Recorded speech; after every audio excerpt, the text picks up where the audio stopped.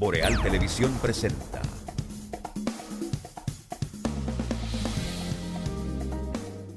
Banco Popular Dominicano, siempre a tu lado, presenta. Buenas tardes, amables televidentes. Aquí estamos como cada viernes, Visión Económica a las 18 horas. Y yo soy Leonardo Valverde y me hago bien acompañar de este equipo. Alejandro Noel y Henry Tavares.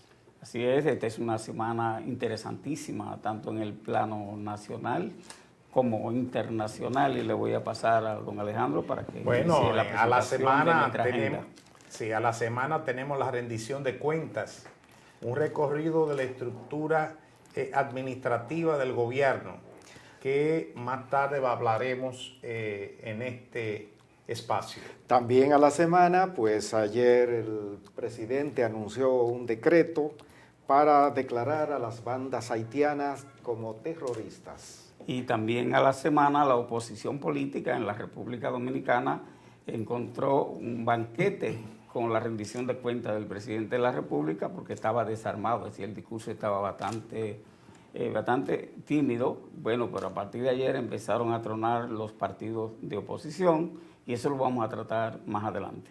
Bueno, lo que era un secreto a voces, Jenny Berenice Reynoso es la nueva procuradora por consenso. También tenemos las elecciones generales de la OEA, eso lo vamos a dilucidar un poquito más adelante. Y ese sí es un tema muy, muy interesante. Bueno, parece que el Fondo Monetario Internacional hace recular a Bukele, presidente de El Salvador, respecto a las criptomonedas. Eso lo vamos a discutir más adelante también. Y por otro lado vamos a tener a Donald Trump, su reunión con Zelensky, que es de Ucrania, y lo que pasó ahí vamos a informárselo más adelante. Y por último trataremos a la semana, pues trataremos de la libra de Zuckerberg a la libra de Milei. Vamos a ver. Sí, es un tema también muy, muy interesante a partir de lo que está sucediendo actualmente.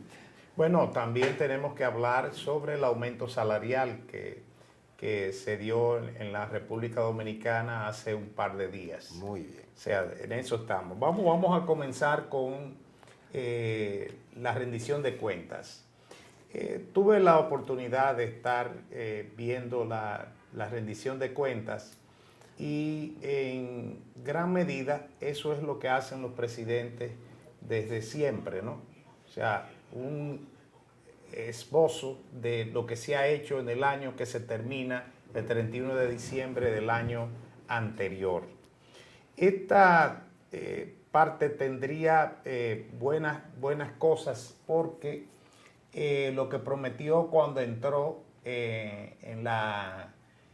al gobierno el 16 de agosto, su nuevo mandato, prometió cosas que antes de terminar el periodo para lo cual ha sido puesto iban a ser resueltas, que es el cambio de la elección de la Procuradora General de la República, lo cumplió, los cambios de la Constitución de la República también lo cumplió, y al mismo tiempo ha hecho gran parte de su presentación de los proyectos de inversión pública, que en algunos casos que no mencionó, no es verdad que no están trabajándose en ello, porque la oposición dijo que no se refirió a la circunvalación de Navarrete, y al mismo tiempo sí se está trabajando en la circunvalación. Pecata minuta le llaman a eso, Alejandro.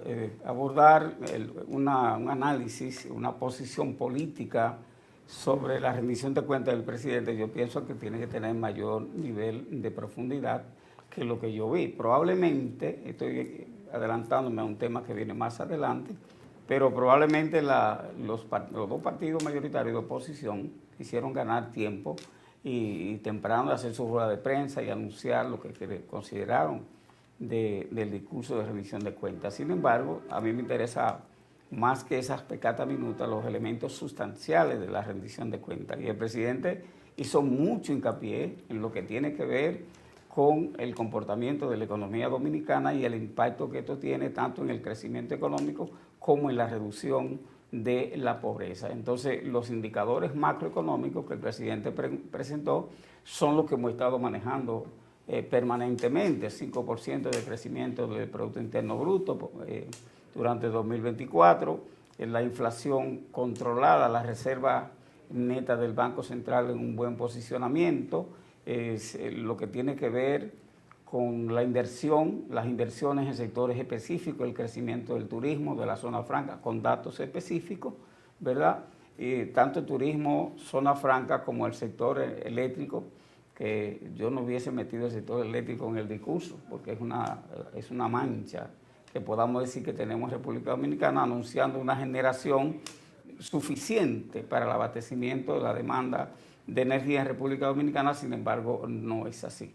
Entonces, en el aspecto económico, yo pienso que el presidente fue muy coherente con los resultados macroeconómicos que ha estado presentando el Banco Central por un lado, el Ministerio de Economía, Planificación y Desarrollo por otro, y los organismos internacionales, entre ellos la CEPAL, el Banco Interamericano de Desarrollo y el Banco Mundial, también incluido el Fondo Monetario Internacional. En la parte económica yo pienso que hubo mucha coherencia. Y le decía yo al equipo antes de empezar que probablemente cualquiera de los tres políticos de los partidos mayoritarios que hubiese sido el presidente, aunque la narrativa hubiese sido posiblemente diferente, la métrica, las estadísticas económicas hubiesen sido las mismas. Sí, realmente es difícil que un presidente en una rendición de cuentas pues pueda abarcar todo, la cobertura de todo, porque este es un país también muy complicado y son muchas cosas las que van a estar pendientes y tratarlo todo, imagínense, ese discurso duró 2 horas y algo. Dos horas y media. Bueno, 2 horas y 15, vamos a decir, por lo que habló el otro señor, el presidente de la Cámara, del Senado. Entonces, bajo esas circunstancias es difícil, y es difícil también satisfacer a todo el mundo. Diríamos que se trataron ahí temas por encima, hay cosas que unos dicen que debió tratar, otros dicen que no debieron tratar tal cosa, pero sí, al final yo vi un presidente vigoroso y decidido a que este país debe seguirse transformando. Hizo hincapié en las instituciones, que es lo que nos va a llevar a nosotros por la senda de un posible desarrollo. Aunque nos puso un poquito más alto, ¿verdad? A nivel de los países desarrollados, la institucionalidad, pero ciertamente hemos avanzado bastante en ese aspecto. Sí, lo más importante de esto fue el anuncio del secreto de las tierras raras, que hemos estado hablando aquí en este programa hace mucho tiempo, hablando de estas tierras raras, que habían informaciones de hace más de 10 años que compartíamos nosotros aquí con ustedes. Esta vez ahora dice que van a ser certificadas las reservas netas y que son para el desarrollo del país, de la República Dominicana. Pero hubo un elemento político importante en el discurso del presidente, que ya no es económico, ya no en el área de la educación, donde rindió cuenta, el área de la salud, el área de la infraestructura, sino más bien en el aspecto político. Muchos de las informaciones y la métrica que planteó el señor presidente estaban referidas al 2019, como estableciendo una diferenciación. Yo valoro como economista en particular que ya el gobierno tiene que olvidarse del pasado y no, entonces, poner la comparación, pero subirla. Es que eso realmente es un truco de cámara para poder cuadrar las cosas. Ese es el elemento de carácter político. Y hacer relevante. Que cualquiera lo haría, pero yo estoy hablando como economista, yo no estoy hablando aquí como político, ¿verdad? Entonces, como economista, yo pienso que después que un gobierno aborda un segundo periodo, ya tiene que necesariamente tener su propia fisonomía, una diferenciación en los hechos y en los resultados. Ya no tenemos que mencionar el pasado, porque ya el pasado está. Y los primeros 4 años del gobierno del presidente Abinader, tenemos que reconocerlo, esto fue un logro extraordinario. Superar una crisis pandémica como la que hubo que superar en los 2 primeros años, y gobernar 2 años siguientes y que el pueblo lo eligiera con la votación que eligió al presidente y al PRM, obviamente que eso es un logro que no se puede esconder, logro que le ha hecho difícil, muy difícil a la oposición encontrar un sendero por donde articular un discurso opositor en el caso de la República Dominicana. La economía y la política son dos ciencias que van de la mano. Una rendición de cuentas tiene un fondo político fundamentalmente porque es un político el presidente de la República, ¿verdad? Y los funcionarios también son políticos, entonces no nos podemos aislar de ese aspecto político que va a generar, por supuesto, la reacción de la oposición política. ¿Cuánto le damos de 1 a 10 a ese discurso? Una pregunta aquí, Capicúa. No, es Alejandro. Alejandro, si se atreve. Alejandro siempre tiene métrica. 8. Tiene un 8. Bueno. Yo también le doy un 8. Bueno. Un ocho Entonces, eso es como... Nos pusimos de acuerdo antes de hablar. Bueno, yo pensaba un 8,5, algo así, para subir algo la Porque, marca. por supuesto, el presidente en un momento determinado también planteó en varias ocasiones que ciertamente habían todavía muchas cosas que encarar, y eso es lógico, ¿verdad? Sí. Cosas por mejorar, cosas por superar.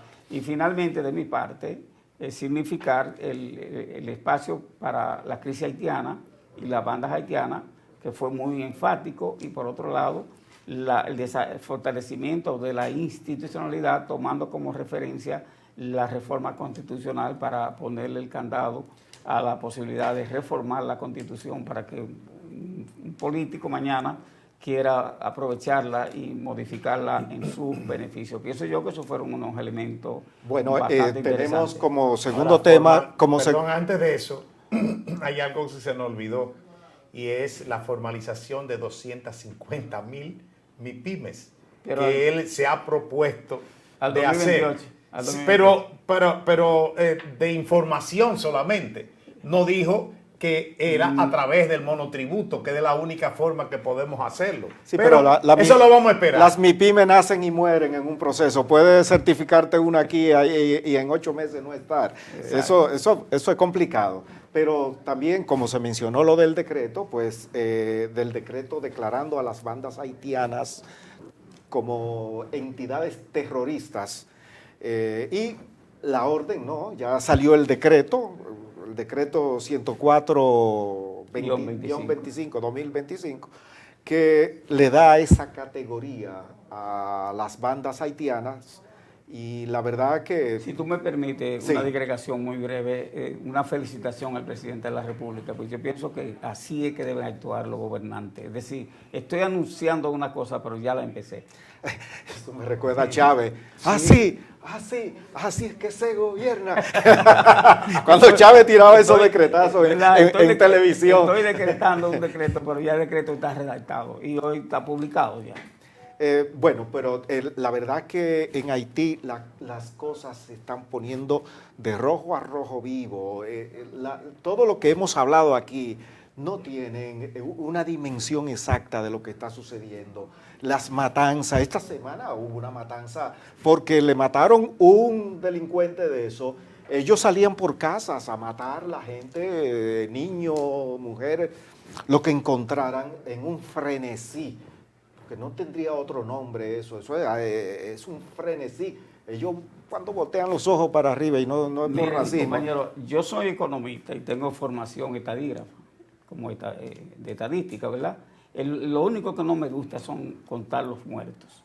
No me gusta, nunca me ha gustado contar ni mujeres, ni hombres, ni mucho menos. Pero de todas maneras, la realidad tiene cara de hereje y la realidad se impone. El año 2024, más de 5,000 personas muertas en ese pequeño territorio de 26,000 y tantos kilómetros cuadrados, pero más que eso, fundamentalmente en la capital de Haití, Puerto Príncipe, con un área un poco más grande, más grandecita que Santiago, pero casi igual que Santiago de los Caballeros. Pero yo lo que creo que en Haití hay que negociar con las bandas. Hay que negociar con las bandas si se quiere. Lo hemos dicho eso pues 2 o 3 veces. Cuando regresemos voy a plantear una tesis que estoy trabajando para ver si este equipo la asume y la sigamos reproduciendo. Vamos a la pausa.